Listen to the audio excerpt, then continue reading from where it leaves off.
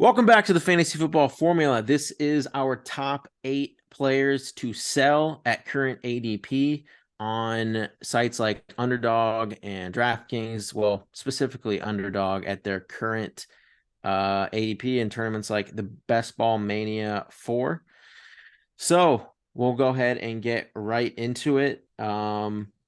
Nick, you kind of are taking us right where the last episode left off with number 8 here. That's right. Alexander Madison days are on, and the dog days of Dalvin are upon us.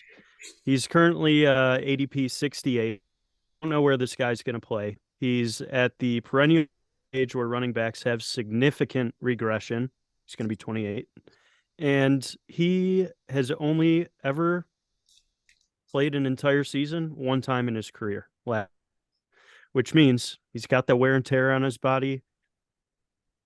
He's basically going to be like a Lenny Fournette, Ezekiel Elliott, who are going 40 picks later. So that he should be. And if you're taking him early, you're reaching and you're wasting your money. So don't do it and go get Madison 40 picks later. Good sell. Love it. Yeah, Keep it simple. Another running back here. We've got Cam Akers. Current ADP is 73, putting him at RB 24. I think if anyone watched any Rams games last year, we can all recognize that Sean McVay clearly doesn't like this guy. He's been a healthy scratch multiple times, and they drafted Zach Evans, who is a very similar play style to Akers. I think by the end of the season, Zach Evans and Kyron Williams both outtouched Cam Akers. Stats last year, Akers put up 786 yards and 7 touchdowns. So not even a top 30 back fantasy wise. Big time sell here. Just would completely avoid, to be totally honest. Yeah, and he was almost off the team like last year too. And then they brought him back. But moving on here to one of the hottest topics around fantasy football. Like the guy, I think he's being drafted a little bit too early in terms of who's coming up behind him. And this would be Justin Fields. Justin Fields right now is the QB4 off the board with his ADP around the 37 mark. Quarterbacks who come off the board right behind him, Lamar Jackson. In terms of where I think Justin Fields and Lamar Jackson stack up, I think they're kind of neck and neck there. But then you have Joe Burrow, Herbert, Lawrence, and Watson, and even Prescott behind him. Now, in terms of, obviously Justin Fields' upside is his legs, but the downside right now is his passing. He's getting better over the course of last year. For Bears fans, we're hoping for a jump in his passing. But again, I think it's a year too soon for him to be QB4. And I think, it's just a lot of hype around him for him to go that high. In terms of where I think he should go, I mean, he should probably be around the 10 mark just because, again, what his legs can do, what he can produce on the ground. But at this point in time, it's a little bit too high. I mean, next gen stats say this guy's a catfish feeding right at the bottom of the QBR. All right. This kind of plays off of the Fields thing. I think the stack is just going way too high, and DJ Moore at number 5 here. So what's happening in these drafts is people are trying to get their stack. So they take Justin Fields, and then if they're like, around that turn, because right now Fields is going kind of at the end of round 3, and then you have Moore going at the beginning of round 4. So they're just trying to stack them up. So I just think this stack is going way too high. DJ Moore was coming from a Panthers team. They weren't averaging a ton of pass attempts a game, but they were averaging close to 27, whereas Justin Fields was like between 21 and 22 pass attempts. He vultures things around the goal line with his legs, and it's harder to target pass catcher. So right now he's going at wide receiver 20, but to me, he's not a wide receiver 2. He's more of a wide receiver 3. Kind of like a mid-range wide receiver 3. So for that reason, I think he's a fade at his current ADP. All right, Nick. All right, so we're not going to go with a specific player here, but we're just going to instill a methodology for not only underdog formats, but also for your season long or whatever type of fantasy football you play. There's one rule you got to stick to, and it is rookie tight ends. I'm a big stats guy. My friends joke and say I'm like Mike McCarthy because I'm so into stats. It's all about the number. And Yeah. rookie tight ends just don't put up numbers, especially consistently. I think even if you look at the best tight end season ever, might have been Kyle Pitts, maybe 1,000 yards, 1 touchdown, 2 touchdowns, maybe. I think it would be back to where like Gronk when he was a rookie. Yeah, He did I it. don't know. But either way, the stats are saying rookie tight ends are bad. So go for upside elsewhere. I know you think Dalton Kincaid is going to go off with Josh Allen, but you're wrong. So swallow your pride and just avoid him. Yeah, he might be the one that people really fish for because he's first round Yeah. pick on that juggernaut offense, but you still got Dawson Knox there too, right? Like Yeah. so. Let's take a step back. We all have Beaver right now. We're excited for all these new players, but realistically, this guy is maybe fourth in the pecking order in Buffalo. And not to mention, they just bolstered their run game, which they love to do. So I wouldn't expect their whole passing game to take a step back. Also, he can't block at this point in time. Right. The kid's a twig. Tight ends like really just don't kind of break out till around age 25.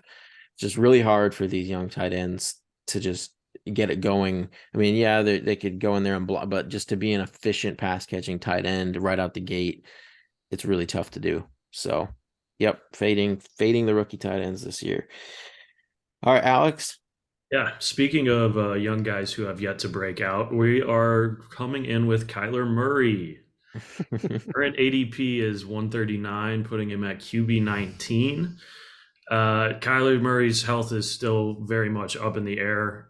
There's multiple reports that he's not coming back till week 6 at the earliest. On top of that, Arizona has the lowest win total projection by Vegas. They've got one of the worst offensive teams in the league, even when he is back. And I could see them if they start off really rocky and he's, they're like 1-5 or, 2-6 or something like that. I could see them resting him for much longer and getting him completely back to full strength, as opposed to rushing him back for a meaningless season when they could have, 2 lottery picks next year. So yeah, Kyler Murray, big avoid here.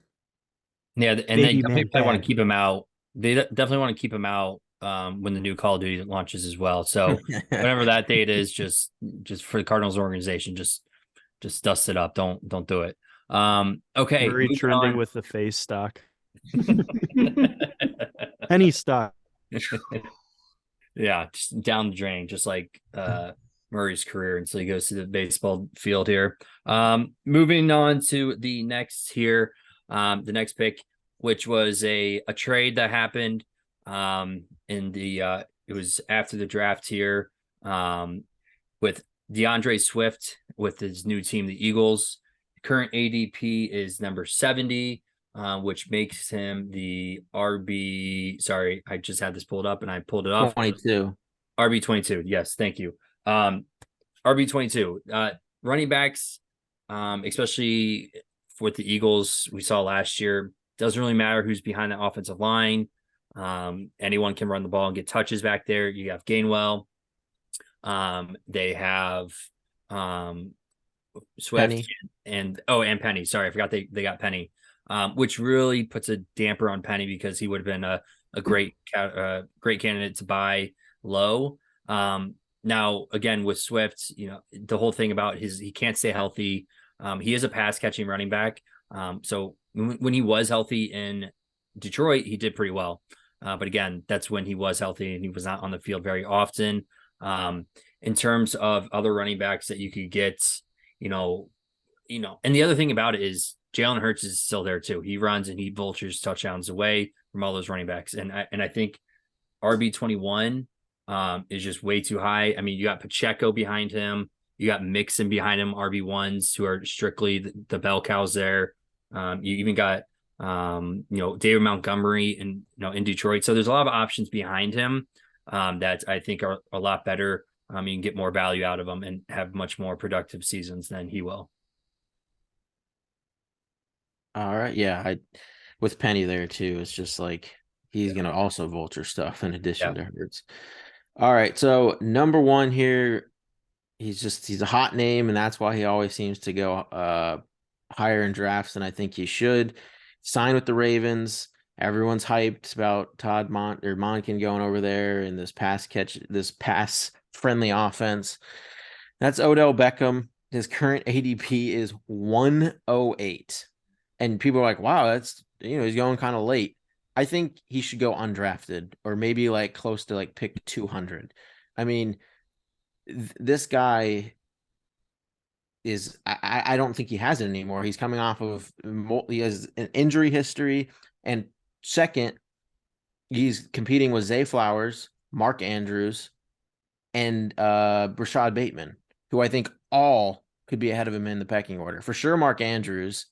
I think Rashad Bateman. And then Zay Flowers, I mean, he's supposed to be this electric guy. I think he's probably better than Odell at this point of his career. And then Lamar loves to vulture touchdowns along the goal line. They love to run the ball in general. They have Dobbins. I just don't see a path to how Odell Beckham ever could pay off his ADP. I mean, you could get Juju, who's the wide receiver 1 in New England. It's kind of, I mean, I would take Juju 10 times out of 10. I'm trying to think who else you have around Odell here.